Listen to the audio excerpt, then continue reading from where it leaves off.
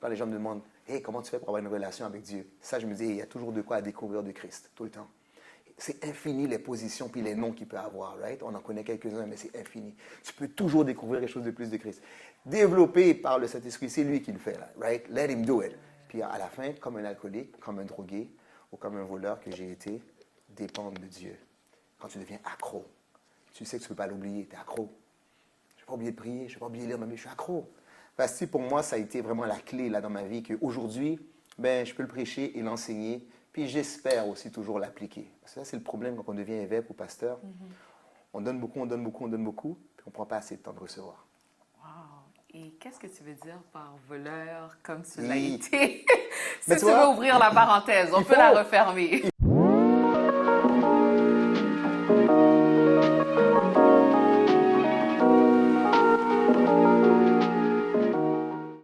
Bienvenue, mesdames et messieurs, à Cœur ouvert avec Vasti. Aujourd'hui, je ne sais pas comment vous dire, mais j'ai une joie abondante parce qu'on a quelqu'un que vous connaissez peut-être dans la communauté. C'est un père, c'est un mari, c'est un ami, c'est un conseiller, c'est un pasteur, c'est un évêque. OK? OK? Vous commencez à comprendre? All right. Donc, j'ai avec moi Pasteur Mark-Kelly. Est-ce que je t'appelle Pasteur Mark-Kelly ou évêque Mark-Kelly? Écoute, pasteur, ça va, Mark-Kelly, ça va. Les gens me posent tout le temps la question. Bien honnêtement, il n'y a aucun problème, comme tu le sens. Bienvenue à mon émission. Merci d'avoir accepté. Donc, Plaisir. on va commencer. Yes. Qui es-tu? Qui Hey. est Pasteur Mark-Kelly? Qui est évêque Mark-Kelly? La grosse question, Mark-Kelly est né le 4 septembre 1975, donc je n'ai pas de problème à dire mon âge, vous pouvez faire le calcul. Enfant de pasteur, petit-fils de pasteur, dans le fond, parce que mon grand-père a parti la rue du Centre en Haïti, qui est devenu le pasteur de plusieurs, je vous dirais, des hommes de Dieu qu'on connaît encore aujourd'hui. Alors on a une historicité, si vous voulez, où il y a un héritage, j'aime bien croire, spirituel au travers de ma famille. Mais plus proche maintenant de nous, ben, père de deux enfants, deux jeunes filles, une de bientôt 20 ans, une de 16 ans, mariée depuis 23 ans.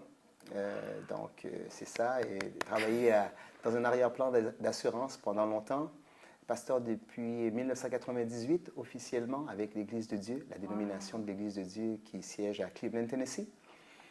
Alors, c'est ça, Mark-Kelly, à part ça maintenant, dans toutes les déboires d'un jeune garçon, je ne rentrerai peut-être pas là avec toi, mais disons que le titre n'a pas empêché à ce que je sois ou que je fus très turbulent, disons. Mais bref. Oh. Mais attends, pasteur, ça veut dire que tu as vraiment un héritage de pasteur comme on voit, mais est-ce que tu savais déjà que, à partir de quand tu savais déjà, bon, ben, je vais rentrer dans cette lignée-là moi aussi? C'est sûr que j'ai grandi avec ces histoires ou ces prophéties que même quand j'étais dans le ventre de ma mère, mon arrière-grand-mère avait fait la prophétie que ce garçon-là, il va aller sur la Lune, pour dire à quel point que je veux atteindre des niveaux pas encore expérimentés par mon père. Donc, dès mon jeune âge, ma mère me redisait cette histoire-là, mon père me disait cette histoire-là. Ma marraine aussi a prophétisé, Gladys Chicoy, a prophétisé que je serais pasteur d'église et responsable. Ensuite, dans ma vie, c'est arrivé aussi. Donc, moi, j'ai grandi avec cette idée-là. Par contre, la frustration de voir comment mon père était pasteur, comment ça fonctionnait à la maison, je voulais rien savoir. Puis je me disais comme ça que non, je ne laisserai pas les gens dire comme ça que je vis à leurs dépens. Alors, je voulais réussir par moi-même. Puis, à un moment donné, dans mes prières, je disais au Seigneur, si c'est là que tu m'appelles vraiment, Seigneur, il faut que je réussisse tellement bien dehors pour que jamais j'ai le sentiment que c'est parce que je n'étais pas capable de réussir à l'extérieur que j'étais obligé de répondre à l'appel du pasteur. Wow! Et ça venait de où, ce sentiment-là de pouvoir prouver que tu réussis vraiment bien dehors? Eh bien, comme je te dis, tu grandis dans la maison où ce que les gens, des fois, laissent allusion que c'est les offrandes qui vous font vivre, c'est les dîmes qui vous font vivre. Tu vois ce que je veux dire? Vous vivez au crochet, si vous voulez, des croyants ou des gens qui ont un esprit plus faible de vouloir suivre un pasteur ou un dirigeant ou un gourou quelconque, tu vois? Alors, quand tu vois ça, puis tu réalises des fois que papa n'a pas tout l'argent pour faire ce qu'on voudrait faire. On est 5 enfants, c'est super dur. Le salaire d'un pasteur étant ce qu'il est, tu sais. Je me rappelle encore, Vasti, quand j'ai dit à ma fille, ou ma femme a appris à ma fille que je vais aller pasteur à temps plein. Et écoute, elle était encore jeune. au primaire, elle pleurait dans l'auto, je l'emmenais à l'école. Je dis, qu'est-ce que tu as, Audrey? Elle dit, maman a dit que tu vas être pasteur à temps plein, papa.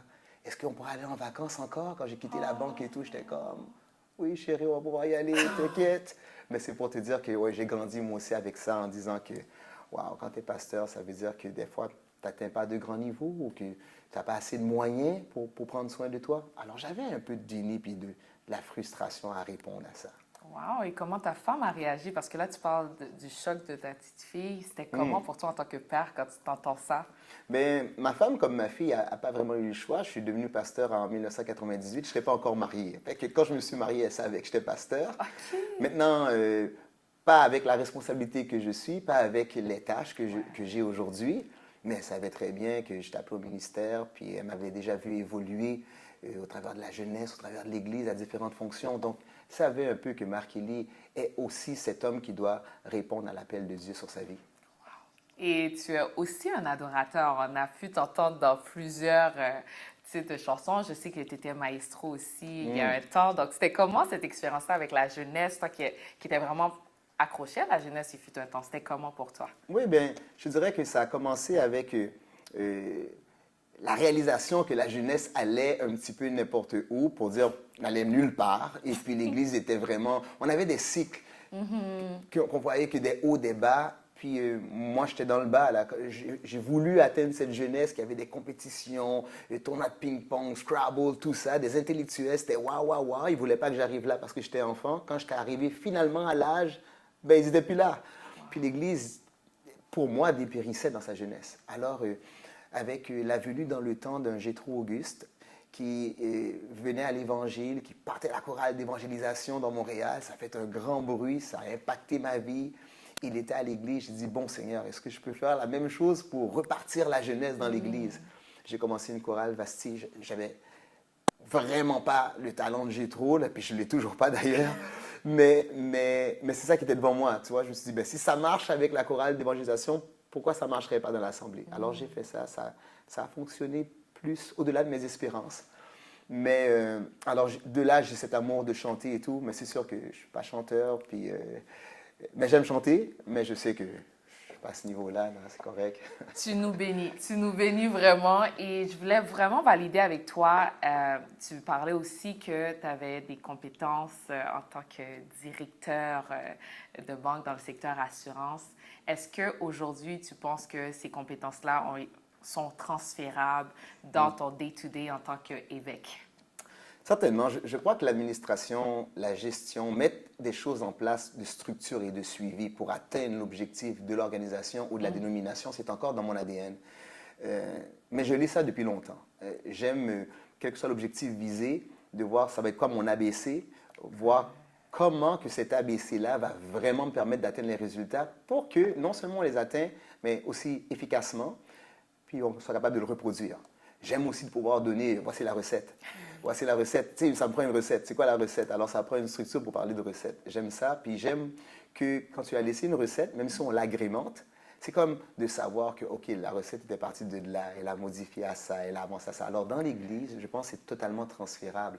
Oui, on a la Bible, oui, on a la théologie, oui, on a Dieu, mais encore là, il y a toujours, je crois, ce principe, cette recette, cette stratégie qui vient de Dieu que le leader doit mettre en place pour que la personne qui vient après soit en mesure d'aller plus loin.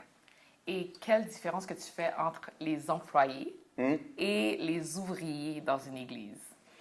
Le salaire? Je pense que c'est le salaire. Les ouvriers à l'église, souvent, n'ont pas le salaire que les employés ont à l'extérieur. Je crois que par la grâce de Dieu, ça peut changer. Parce que je crois qu'il nous faut aussi un certain niveau de professionnalisme, comme un niveau de compétence. Je pense qu'au-delà de dire qui veut venir travailler, il faut voir aussi qui peut pour venir travailler. Alors ça prend. Et la Bible dit l'ouvrier mérite son salaire. J'ai souvent dit, si quelqu'un fait ce que j'ai besoin qu'il fasse à l'extérieur professionnellement, que le Seigneur me fasse la grâce de pouvoir le payer à l'intérieur de l'Église, à ce même niveau. Je pense que ça peut se faire. Je l'espère. Oui. Parce qu'en ce moment, je pense que l'Église le vit, qu'ils ont beaucoup de personnes, d'ouvriers, qui travaillent, qui se donnent corps et âme, mais qui ne reçoivent pas nécessairement une rémunération par rapport à ça. Puis ça devient difficile parce que tu as des gens qui veulent donner tout ce qu'ils ont, bien, leur temps, ils veulent travailler comme un 9 à 5 à l'intérieur de l'Église, mais on ne peut pas permettre ça. Comment tu penses qu'un de ces jours, on pourrait avoir des ouvriers qui font un 9 à 5? Il y en a certains qui le font, mais pourquoi encore la génération des Haïtiens, on n'est pas encore rendu là? Tandis que je vois qu'il y a d'autres peuples qui réussissent à avoir des ouvriers qui travaillent à temps plein à l'intérieur de l'Église. Mais je pense que pour longtemps, nous, on a fonctionné avec les dîmes et les offrandes simplement comme source de revenus. Si les professionnels travaillent pour moi, il faut absolument que leur professionnalisme me permette de développer une autre forme de source de revenus. Il faut que ce que tu me desserres comme professionnel me ramène plus de revenus. Donc, ça ne peut pas être les dîmes et les offrandes.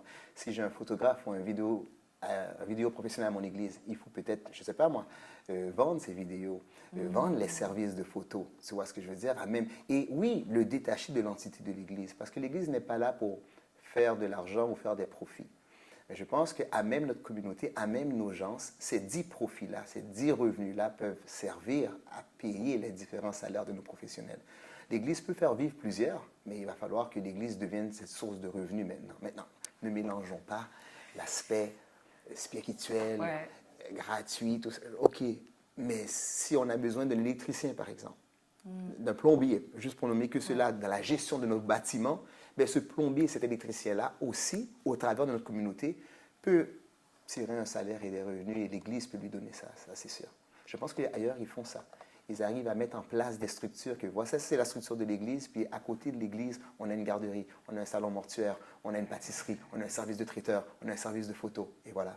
Est-ce que vous avez entendu, mesdames et messieurs? Visionnaire, OK. Ma prochaine question pour toi, c'est combien d'heures semaine que tu travailles en tant qu'évêque? Et je ne les calcule pas, puis c'est pas correct parce que je devrais avoir un agenda pour départager mon temps. Ouais. On me l'a sogné, on me l'a dit, mais j'y arrive pas encore, Vatsy. C'est peut-être à cause que c'est nouveau. Je sais qu'à 7 heures, il faut que je sois en dehors de mon lit. Je n'ai pas encore d'heure pour quand je retourne dans mon lit. Puis, vous savez, ce travail-là, comme un travail d'administrateur, c'est que tu peux toujours en emmener à la maison. Right? Tu es toujours en train de réfléchir. Qu'est-ce que tu vas dire à un tel? Qu'est-ce que tu vas mettre en place? Qu'est-ce que tu vas corriger? Comment tu vas le parler? Alors, le travail n'est pas un travail derrière la chair. Non, le travail est un travail des fois derrière le volant, derrière un bureau, même sur mon sofa à la maison. De pouvoir réfléchir à non seulement qu'est-ce qui doit être mis en place, mais comment le communiquer. Et je passe beaucoup d'heures, beaucoup de temps. Je ne compte même pas le temps des fois de prière ou de méditation, parce que ça aussi, ça fait partie du travail, comme tu le sais. Mais j'ai beaucoup un travail maintenant administratif, de par ma position d'évêque, plus que des fois un travail ecclésiastique. Got it. Et le fait que tu as ta famille et tout, est-ce que tu arrives à avoir cet équilibre ou c'est encore difficile? Oui, j'avoue que c'est encore difficile. Je m'en suis plaint beaucoup comme enfant de pasteur. Je ne suis pas meilleur que mon père là-dedans. J'essaye, je donne ma disponibilité à mes filles, c'est ma priorité. J'arrive encore à laisser tout mon agenda de côté lorsqu'ils ont besoin de moi. Ça, je ne le négocie pas parce que mon père m'a dit un peu avant de mourir, il dit « Marc, je vais te dire quelque chose. L'Église, quand tu auras à partir ou à mourir, comme sur le point que je m'en vais, puis ça me touche encore, il dit « Tu sais quoi, ils vont trouver un autre pasteur. Mais tes filles ne trouveront pas un autre père. » Alors, j'essaie d'investir au maximum dans mes filles, dans ma femme pour un mari aussi. Dès que je peux, dès qu'il me dit « Hey, lâche ça, là. OK, lâche ça. » Puis je le fais. Alors, l'idée, c'est d'avoir dans mon agenda, bizarrement à dire, un temps planifié aussi pour ma famille, pour mes filles, pour ma femme. Si je respecte cet agenda-là professionnellement, il faut que je le respecte aussi pour la famille. Wow! Et quel mandat que tu sens que tu nages le plus, que tu aimes plus, que tu te sens comme un poisson dans l'eau entre être un directeur de banque et être un évêque? Bizarrement, je te dirais que quand j'étais directeur du côté des assurances, parce que c'est important de le préciser, je travaillais pour la Banque nationale, mais comme le directeur du contrôle de qualité puis le directeur de la souscription. J'ai un arrière-plan d'assurance. Assurance de dommages pour ceux qui s'y connaissent un petit peu. Bref. Je trouvais ça plus facile de nager comme directeur dans les assurances que dans l'Église, parce que dans l'Église, j'avais toujours le sentiment aussi que j'ai des comptes à rendre à Dieu. Et c'est différent, c'est bizarre de te dire comme ça, mais tu sais que tu travailles avec des gens, mais à la fin des fins, mon vrai juge, mon vrai évaluateur, c'est Dieu de mon appel. Alors qu'à la banque, je peux m'en sortir. C'est ça que tu veux de moi, I'm going to do it. Mais avec Dieu, c'est toujours un petit peu plus difficile parce que lui, il sait au-delà de ce que je présente, right? Il sait qu'est-ce qu'il a mis en moi. Je trouvais ça plus facile. Bizarrement, je commençais le lundi, j'étais heureux. La fin de semaine arrivait, j'étais triste, la pression tombait. C'est comme ça longtemps. Alors, aujourd'hui, par contre, de voir la réalisation des promesses de Dieu dans ma vie, c'est ça qui me rend calme. C'est que même lorsque je frappe un mur, voici, je sais que je réponds à son appel. No worry, laisse-le faire. Right? C'est pas toi qui fais tellement, Marc, c'est lui qui fait. Contrairement à la banque, je crois qu'il faisait aussi, mais j'avais un plaisir de ma personne, tu comprends, de ma fierté. Là, dans l'Église, ah non, là, c'est autre chose. C'est Marc dépend de Dieu. Amen. Et ta relation avec Dieu, comment tu as pu la bâtir au fur et à mesure dans les années? Tu sais, c'est sûr que quand tu venais juste d'être pasteur, c'est pas la même relation que maintenant que tu es évêque. Qu'est-ce que tu as fait pour pouvoir atteindre cette relation, ce niveau de relation? Je te dirais que ce qui a été bénéfique dans ma vie, c'est la gestion de la chorale, d'être maestro, de devoir écrire des chants. Puis tu sais pourquoi que j'écrivais des chants puis qu'on les composait, c'est juste que interpréter les chants. On peut arrêter 2 secondes. J'avais oublié, mesdames et messieurs, écrivain en plus de Ouais, cela. ouais. Mais comme j'allais dire, c'est pas le choix, parce que tu peux pas chanter vraiment le Fred Amen ou le Kirk Franklin ou le Hezekiah Walker.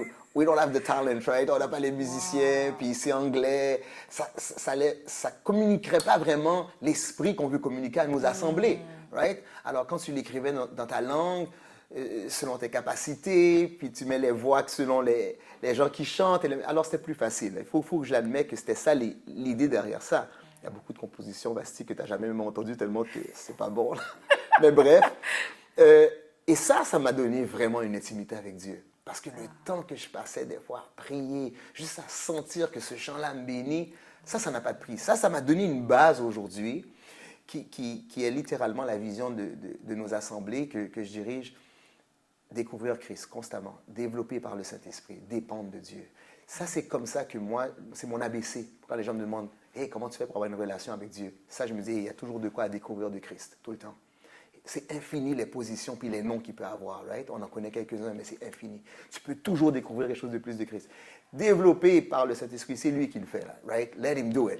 Puis à la fin, comme un alcoolique, comme un drogué ou comme un voleur que j'ai été, dépendre de Dieu.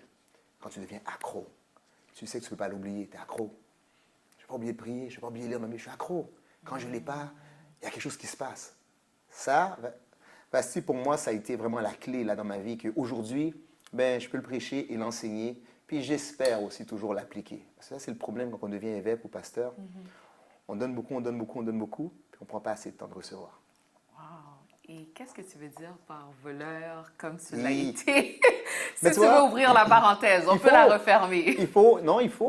Moi, je pense qu'il faut faire très attention quand on parle de juste les qualités puis les choses qui sont éclatantes, de quel que soit le serviteur du Seigneur, sans qu'il ne parle pas de ce qui était moins éclatant. Comme que le Seigneur t'a tiré de où, right? Wow. Puis moi, il l'a fait pour moi pour de vrai, parce que là-dessus, j'ai aucun mérite, parce que j'aurais pu être... Tu sais, récemment, celui qui m'a appris à voler quand j'étais jeune est décédé cette année, en fait. Un autre fils de pasteur qui était venu justement pour un été chez nous pour se sortir de son addiction de drogue et d'alcool qu'il avait. On ne savait pas qu'il y avait le vol. Il est rentré à la maison, puis c'est lui qui m'a appris comment voler, finalement. Puis, c'est pas juste appris, il m'a transmis, c'était devenu une addiction, là. J'en pleurais le soir, là. Je suis déjà baptisé, je croyais déjà dans le Seigneur. J'avais 12-13 ans, j'en pleurais, je demandais au Seigneur pardon. Le lendemain, bang, je recommençais. Et c'est pour ça qu'on me dit que ah ouais, mais t'es peut-être comme ça, tu aimes peut-être ça de cette façon-là, puis respecte la personne de cette manière. Si quelqu'un m'avait dit ça, Vatsy, pour le vol, je serais encore voleur aujourd'hui. Mais comme c'était quelque chose que la Bible condamnait, que Dieu condamnait, j'ai dit, Seigneur, si tu le condamnes, retire-le de moi parce que je ne suis pas capable. Oui, il l'a fait, mais pas sans ma disposition et ma volonté à ce qu'il le fasse. Aujourd'hui, ce n'est plus un problème. Aujourd'hui, j'en parle, puis il y en a qui m'ont déjà dit, passe, pas dit pareil, comme ça, dis pas que tu vois. It doesn't look good. Au contraire, moi, je veux dire, non. S'il l'a fait pour moi, il peut le faire pour toi, il peut le faire pour vous. Ça, c'est sûr. Et peu importe l'addiction aussi. Puis, c'est quoi les steps que tu pourrais donner à quelqu'un qui a une addiction quelconque? Bien, je pense que je ne vais pas réinventer la roue. Il faut d'abord admettre qui on est. Right? Parce que quand tu n'admets pas que tu as une addiction à quoi que ce soit, tu t'en sortiras pas. Ça, c'est un. Deuxièmement, il faut que tu t'encadres avec des gens qui vont être un peu les témoins de ta progression ou de ta régression. Si tu n'en parles jamais aussi à quelqu'un de proche pour qu'il te suive, qui te demande « Hey, comment ça va aujourd'hui? Qu'est-ce qui s'est passé hier? » t'es pas redevable. Ensuite, il faut prendre des dispositions pour remplacer toute addiction avec quelque chose d'autre que tu as plus, une plus grande passion, plus grand amour. Si tu fais pas ça, Bastille, à un moment donné, tu retombes à ça. Je pense que c'est l'ABC, encore une fois, que j'aime bien avoir, right? Et il faut, je pense, pour s'en sortir, en tout cas, ça a marché pour moi. Pas juste dire que je prie, mais quelle disposition que tu as pris pour t'éviter à retomber là. Moi, j'ai dû arrêter de rentrer dans un magasin seul pendant 3 mois pour que j'arrête de voler, sinon ça ne marchait pas. Et tranquillement, à voir, est-ce que je peux réessayer à, right? Un alcoolique ne va pas rentrer dans un bar par exprès, là. Évite des places qui peuvent te faire tomber. Alors moi, j'ai dû éviter la place de l'addiction, de la tentation pendant un bout de temps pour vraiment m'en sortir. Gloire à Dieu.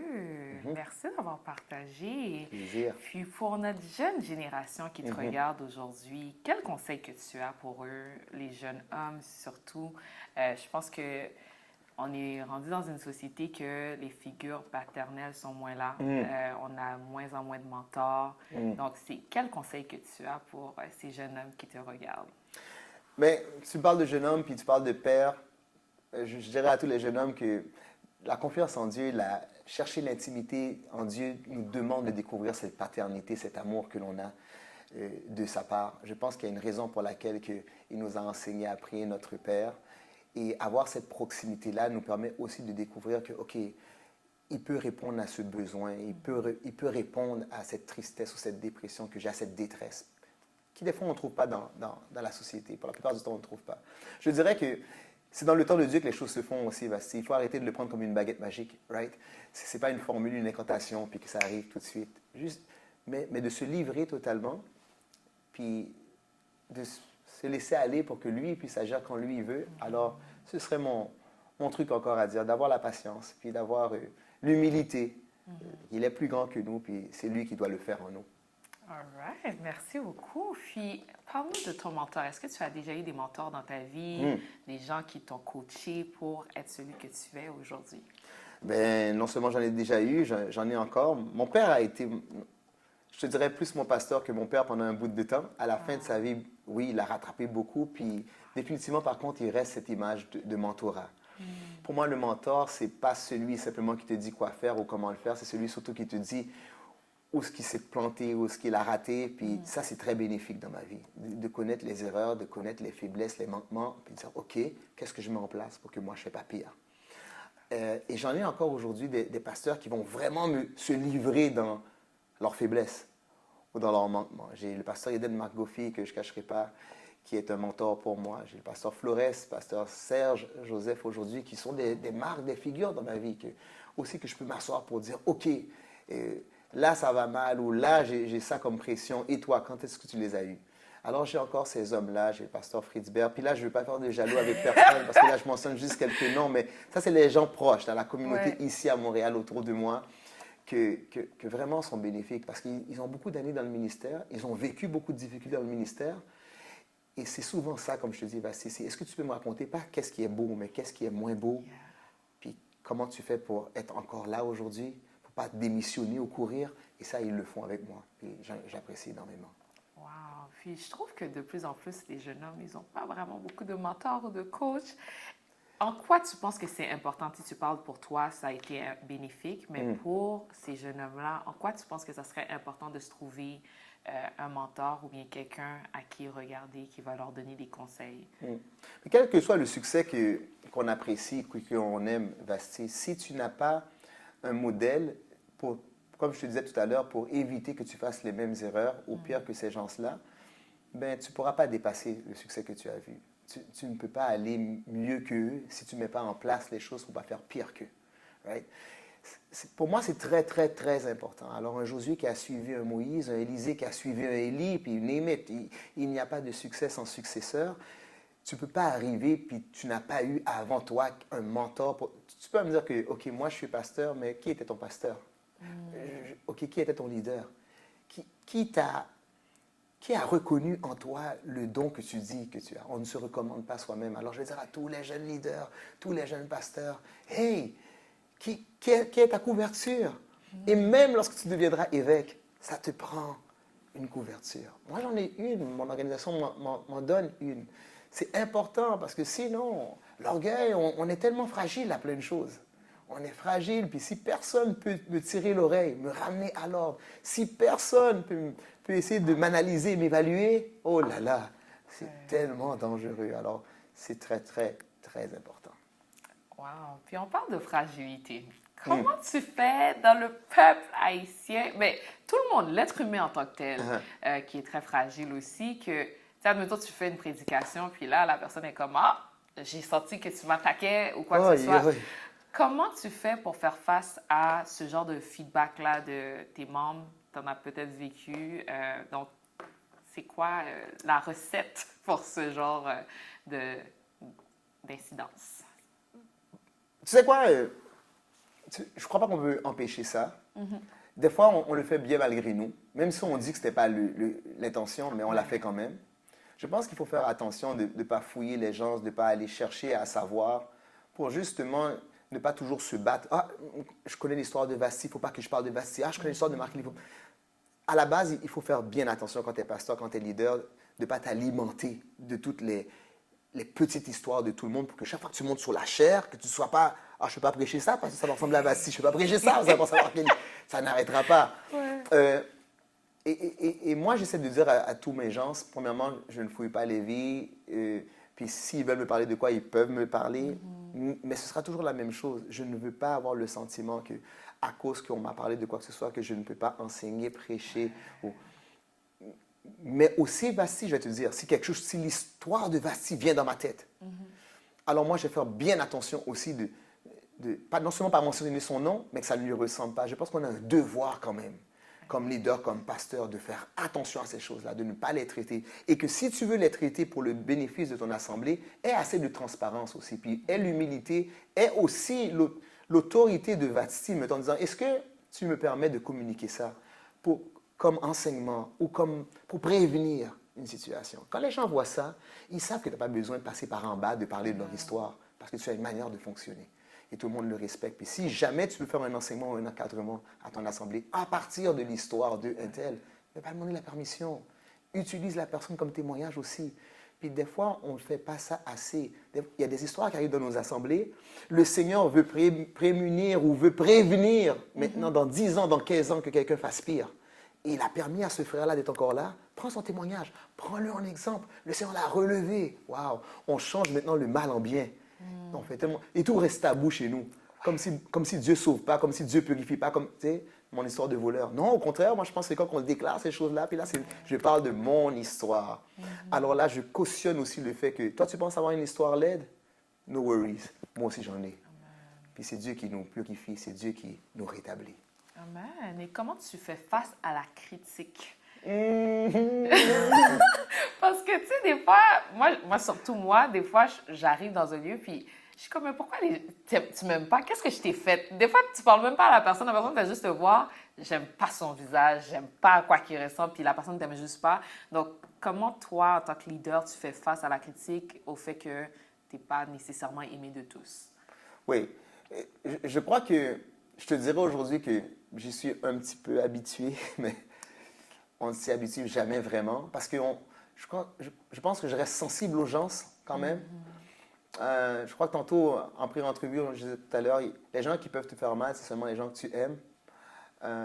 L'autre jour, on m'a dit comme ça, j'ai une attitude tellement un peu comme malsaine. J'ai dit à la personne, j'ai une switch que je peux mettre à off. Quand quelque chose me fait trop mal, je la mets à off. Pouf, puis j'ai plus mal. C'est tellement malsain, pasteur. J'étais comme... Ouais, peut-être, mais c'est pas pour être malsain, c'est juste pour pas avoir mal. Right? Ben, c'est peut-être pas la meilleure façon, mais puis, tu sais, je travaille encore sur le processus, d'accord? Mais dès très jeune, ben, j'ai appris à comme mettre la switch à off quand j'ai mal. Puis je peux mettre ça à off parce que tu peux pas faire plaisir à tout le monde, c'est impossible. La seule manière que j'ai maintenant des fois de ne pas avoir mal sur une prédication ou une direction que j'ai prise, c'est que je ne l'ai pas fait pour dénigrer ni pour blesser. Je l'ai fait parce que dans mon fort intérieur, je pensais que c'était le mieux à faire pour aller là. Là-dessus, je suis très cartésien. En même temps que je suis très sensible, on va me trouver très, très froid. Tu sais, si je sens que pour aller là, ça prend de dire à Vasti qu'elle a plus sa job, ben je vais dire, Vasti, tu n'as plus ta job. Puis, à la banque, on m'a même appris à le dire en souriant. Tu comprends? OK, c'est fou. Hein? Je te dis, on dit, hey, tu as tout bien fait, tu as respecté les mots, sauf que tu n'as pas assez souri. J'étais comme, really? Il faut que je souris quand je fais ça aussi? Ouais. Alors, mais je reviens à ta question critique, c'est que c'est pas toutes les choses que l'on fait des fois qui font mal aux gens, qui veut dire que c'est pas bon pour les gens. Right? C'est comme un remède, right? Si je te donne du Boclé, peut-être que tu vas grimacer. Mais si je me fie juste au premier niveau que tu m'as dit, comment ça se fait que tu m'as donné du Boclé? Ça goûte pas bon, non, non, non. Yeah, but guess what? Ça va te guérir. So, quand je suis convaincu que c'est quand même la bonne chose à faire pour te faire sentir mieux, it's okay que tu me grimaces puis que tu me dises que tu m'as donné goûte tellement pas bon. It's all good. Mesdames et messieurs, Pasteur Marc Kelly, wow. Merci pour cette partie-là. Maintenant, on va rentrer dans une autre partie. On va parler du célibat, les amis, parce que ce sujet que vous savez que j'aime beaucoup discuter de ça, c'est un problème. Comment tu expliques le fait que, moi je le dis, là, il y a des jeunes femmes qui sont préparées, qui sont éduquées, et qui sont prêtes, qui ont l'argent, qui sont prêtes à faire la vie avec une personne. Mais là, les hommes ne sont pas nécessairement au même niveau. J'ai beaucoup de femmes de 40 ans autour de moi et plus autour de moi, célibataires et qui ne sont pas mariées, mais tu les vois, elles sont accomplies en tant que femmes. Puis quand je leur pose la question, c'est comme, ben, il n'y a pas des hommes dans mon niveau. Donc, comment tu expliques ce phénomène d'autant de femmes célibataires sans un homme qui peut les accompagner dans leur célibat? Écoute, j'ai 2 filles, hein? Alors je le réalise de plus en plus. Surtout ma plus vieille de 20 ans qui des fois a cette conversation-là avec moi en me disant hey, « Papa, je ne suis pas sûr de trouver un copain, puis comme je voudrais. » Je ne sais pas à quoi attribuer ça. Est-ce que c'est l'émergence des femmes? Est-ce que c'est cette volonté maintenant à dire qu'on ne se fera plus marcher dessus comme nos mamans et tout? Puis ça devient très, très tough là aussi, très, très exigeant. Est-ce que c'est une forme, des fois, les hommes ne se sentent pas un peu intimidés par la femme qui aujourd'hui dit « Hey, attends un instant là, moi je suis aussi capable, sinon plus que toi. » Mais en même temps, tu sais, des fois, tu regardes les jeunes garçons puis tu te dis, vraiment donc, c'est bien fainéant. Je suis forcé d'admettre que, si honnêtement, là, je regarde et je me dis, wow, OK, ça n'a pas de colonne. Puis, attention, guys, please, don't judge me too fast. Mais c'est comme, peut-être trop enfant à maman, trop materné. Alors, le défi va être grand. Puis, je ne veux pas dire aujourd'hui que c'est pas une réalité ce que tu dis, parce que je crois que ça l'est. Mais peut-être aussi ça veut dire que les rôles doivent changer, peut-être. Et je ne sais pas qu'est-ce que la Bible enseigne, s'il vous plaît, comprenez-moi. Mais des fois, c'est juste de reconnaître la force, reconnaître la capacité de la femme qui aujourd'hui doit être plus mise sur la table. D'arrêter de... Tu sais, la conception que la femme est juste bonne à la maison, là. Elle est révolue, tu diras, depuis longtemps, mais dans les faits d'aujourd'hui, dans le langage de l'homme, dans cette acceptation qu'elle peut être ma boss, puis elle peut m'emmener, puis elle peut être dans le foyer, même si je suis le chef, mais la personne plus capable que moi dans l'administration. Puis là, j'ai dit le chef, puis j'ai comme vu t'as pincé un peu la bouche, tu t'es retenu. Mais tu sais, être le grand frère, pour moi, à cause que le Seigneur m'a fait naître avant Georgie, par exemple, ne veut pas dire que je ne peux pas reconnaître que Georgie est bien plus compétent ou plus talentueux que moi dans A, B ou C. C'est ça la différence. Je reste son aîné, mais comme aîné, je dois avoir assez de sagesse et de maturité pour lui dire « Yo, step up there, come and help me, viens m'aider, tu comprends? Puis tiens-toi dans ma vie comme peut-être ce petit frère, mais plus grand que moi dans le domaine que j'ai besoin. » Ça, nos jeunes garçons aujourd'hui, avec les jeunes filles, je pense que c'est un langage qui n'est pas encore assez exercé. Il y en a d'autres, il y en a qui veulent l'accepter puis le dire, mais ce n'est pas encore là. Puis tant que la fille va sentir qu'elle doit prouver que, hey, moi j'ai étudié comme toi, sinon plus que toi, et malgré cela de dire comme ça, mais je te veux quand même comme mon mari, comme celui qui va mener mon foyer ou ma vie. Je ne sais pas si les femmes, des fois, ont cette humilité-là de dire ça, tu vois ce que je veux dire? Et ça crée un choc. Et c'est là que des fois, dans des réunions de couple, on parle aux jeunes filles. Je ne sais pas si Vasti est mariée, là, j'en ai aucune idée. Non, pas du tout. Mais une fille comme Vasti devant moi, si j'étais homme célibataire, c'est impressionnant, c'est intimidant. Tu vois, parce qu'elle s'exprime bien, elle a étudié, elle a une job, tout ça, elle a des niveaux que je me dis, waouh, j'atteindrai peut-être jamais. Et là, c'est juste ça seulement, c'est un frein à vouloir te faire une déclaration d'amour pour vivre avec toi, tu vois. Mais les hommes vivent cette pression. Crois-moi, tu arrives devant eux, puis j'en connais d'autres, là. Vous êtes impressionnante, intimidante. C'est même pas votre faute. Vous le savez peut-être même pas. Intimidant. Il faut que tu expliques ça vient d'où, Ben, l'intimidation. ben, Avec un gros sourire, oui, allô! non, Comme- mais la compétence que vous avez, la facilité Got que it. vous avez, les acquis, la réussite que vous avez aussi, Got it. c'est ça qui est intimidant. Tu te dis, waouh, je ne peux pas parler comme elle, je ne peux pas me présenter comme elle, je ne peux pas me défendre comme elle. Comment j'aime même l'inviter à sortir ou lui faire une déclaration d'amour? Je pense qu'il y a beaucoup d'hommes, Basti, qui, par rapport à toi et par rapport à d'autres femmes que je connais, j'en ai plusieurs dans mon esprit, là. J'en mentionnerai pas pour pas faire de jalousie. Mais c'est ça le challenge. C'est un gros défi. Et ils sont où nos jeunes hommes à l'intérieur de l'Église? Toi, en tant que pasteur, je suis sûre que tu as remarqué ça aussi.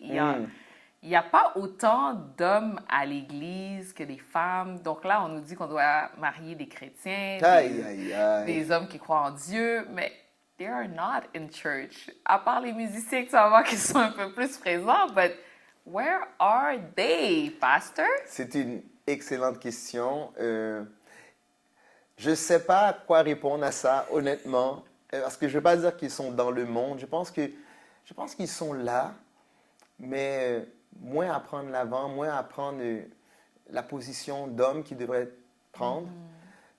Je pense qu'il y a une stratégie aussi, des fois, un peu de l'ennemi, puis un peu nous qui avons joué là-dedans, comme on s'est amusé à dire que les femmes sont les genoux de l'Église, les femmes prient plus, etc. Donc, on a empêché des fois les hommes de vivre une certaine sensibilité ou de pouvoir exprimer leurs difficultés. Alors, même quand ils en ont, moins facilement viennent dire à l'Église « Hey, j'ai besoin d'aide » ou « Priez pour moi ». Tout ça, je pense. Puis il faut simplement avoir... Les seules personnes qui peuvent se présenter en avant, c'est ceux qui peuvent bien parler, bien chanter ou bien jouer de la musique. Sinon, comme homme dans l'Église, tu n'as pas ta place parce que déjà, on te dit que ce n'est pas toi qui sais tellement prier, c'est la femme, ou c'est pas toi qui as une bonne persévérance ou une assiduité, c'est la femme. So, comme tu viens de nous dire, quand tu n'es pas un musicien, quand tu n'es pas un prédicateur, quand tu n'es pas un enseignant, c'est comme, OK, tu as l'air mollasse, tu as l'air mou, puis tu ne veux pas paraître cet homme mollasse qui est mou, alors tu n'es juste pas là. Mais je crois qu'ils sont dans l'Église, je crois qu'ils répondent aussi à l'appel du Seigneur avec leurs défis, avec leurs pressions, Vasti, mais définitivement, il faut donner une plus grande place sans avoir nécessairement besoin qu'ils soient tout de suite le jour 1, avoir l'extrême qualité de ces leaders qui ont été par devant nous longtemps. Est-ce que je veux niveler par le bas? Non, je ne dis pas ça.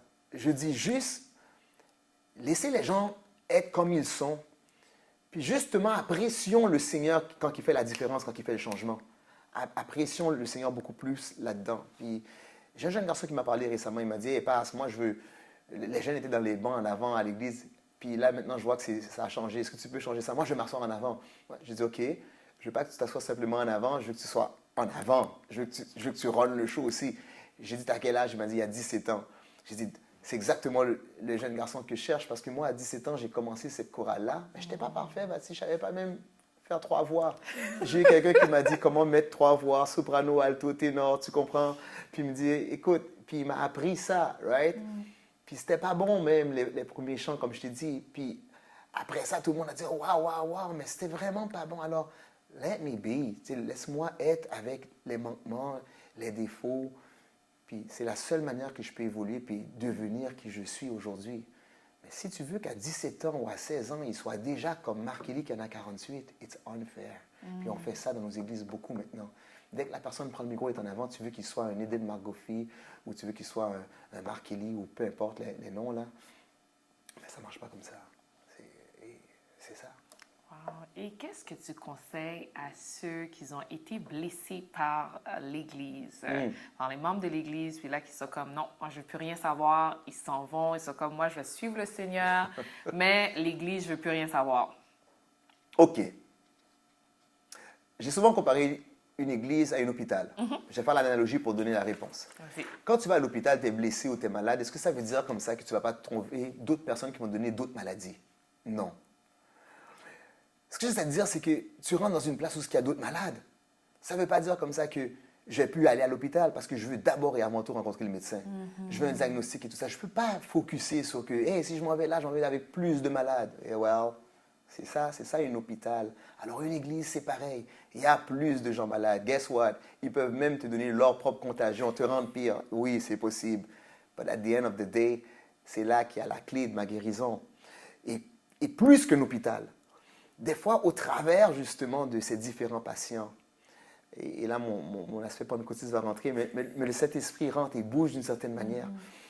Juste de le voir agir dans d'autres, je ne peux pas avoir ça des fois sans la réunion des autres, sans la réunion des... Moi, pour moi, parce que l'Église, c'est toi et moi, ok? Parce que isolé où ce que l'on est, on est encore l'Église. Mais quand on est ensemble, là, on a l'occasion de voir quelque chose d'autre bouger entre Bastille et entre moi, puis de dire comme ça, oh, ok, je savais pas ça, oh, dans Bastille, il y a ça, oh. Puis là, de découvrir qui Bastille est dans le Seigneur, qui Marc Élie est dans le Seigneur.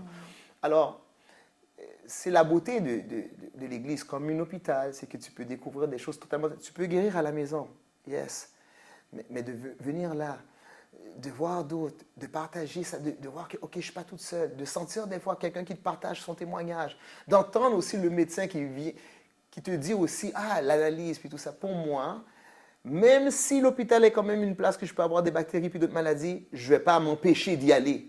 Je vais juste faire attention. Je vais mettre mon masque maintenant, je vais laver mes mains, tu sais, right? Puis je vais essayer de ne pas donner mes bactéries aux autres. Mais quand tu viens à l'église, ça doit être un peu la même chose. Je pense qu'il faut continuer à se rendre à l'hôpital pour rencontrer le médecin des médecins. OK. Dernière question, on va terminer. Moi, je veux que tu nous parles de c'est quoi l'avantage d'avoir une femme de Dieu dans sa vie? Moi, j'ai une femme de Dieu dans ma vie, no doubt, right? Ça, c'est sûr. Puis l'avantage, je pense que ça doit répondre à mon appel jusqu'à un certain point. Parce que sinon, tu vas peut-être te définir en disant, ben, tu vois, Pasteur Marc a dit que c'est un grand avantage d'avoir une femme de Dieu dans sa vie. Ben, moi, je dois avoir un homme de Dieu dans ma vie. Je pense que ça doit répondre à ton appel. Et puis, je vais te donner un verset avec ça. 1 Corinthiens 7, 7, Paul, il dit, puis au verset 8 aussi, je pense qu'il rajoute de ça, après avoir parlé dans les premiers versets de l'importance du mari, de la femme et tout, il va dire que, hey, moi, je ne suis pas marié, et puis si vous ne l'êtes pas, si vous êtes veuve ou célibataire, je vous encourage à être comme moi. Mais je pense que ça répond à son appel. Mais il dit, attention, est-ce que tu as ça comme don? Est-ce que tu as ça comme capacité? Mais si oui, tant mieux. Il n'y a pas de gêne. Ce n'est pas un sous-état être célibataire. Par contre, si tu es appelé à être marié, puis tu n'as pas ça comme don, définitivement, il faut mieux trouver quelqu'un qui répond à ton appel ou qui reconnaît l'appel de Dieu en toi. Parce que quand on dit une aide, c'est plus qu'une aide. Là. C'est comme... C'est moi, là, c'est une extension de moi, ma femme. Ma femme, puis moi...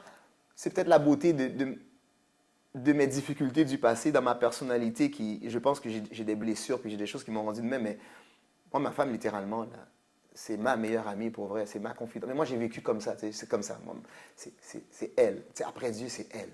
Right? C'est à elle que j'ai envie de parler mes problèmes en premier, c'est à elle que j'ai envie de dire mes progressions, mes succès. Alors, mais quand c'est une femme de Dieu, puis pour moi, en plus, elle a le don de prière, ma femme, alors, c'est comme... ma quiétude, right? C'est comme de savoir que, OK, si je n'entends pas, Dieu va le parler à elle. C'est comme, si j'ai pas assez de temps de prier, c'est pas une bonne excuse, là, mais elle va prier. Alors, c'est plus qu'un avantage. Je veux dire, pour moi, c'est essentiel. Amen. Merci beaucoup, Pasteur Marc Élie, d'avoir pris ce temps. Est-ce que tu as un dernier mot final à dire à tous les auditeurs qui t'écoutent en ce moment? Tu me donnes beaucoup de pression parce qu'un dernier mot... mot de la fin! Je vais dire ce qui me vient dans mon esprit. Je pense qu'il faut être vrai. Soyons vrais. Dans tout ce que l'on fait, de tout ce que nous faisons, excusez-moi, il faut être vrai. Laissez le Seigneur faire la différence. Arrêtons d'essayer d'impressionner. D'accord? Je pense que la plus grande des beautés, c'est non seulement notre humilité, mais de pouvoir dire d'où on vient, puis où est-ce que le Seigneur veut qu'on puisse aller. Je pense qu'il faut être patient, le laisser agir, quelle que soit la promesse qui est sur ta vie ou la prophétie qui est sur ta vie, ne la force pas. La Bible dit, si elle tarde, attends-la. Alors je veux dire à tous et chacun, Dieu, dès qu'il a parlé, il va toujours agir. Alors, quelle que soit ta situation, la pression que tu as, les questions que tu as, si tu fais de l'Éternel tes délices, assurément, il te donnera ce que ton cœur désire. Yes! Merci encore une fois et merci d'avoir assisté à cette émission-là. Suivez-nous sur notre page Radio Effusion, que ce soit Instagram ou Facebook ou même YouTube. Follow us, like and share. Passez une excellente journée ou soirée.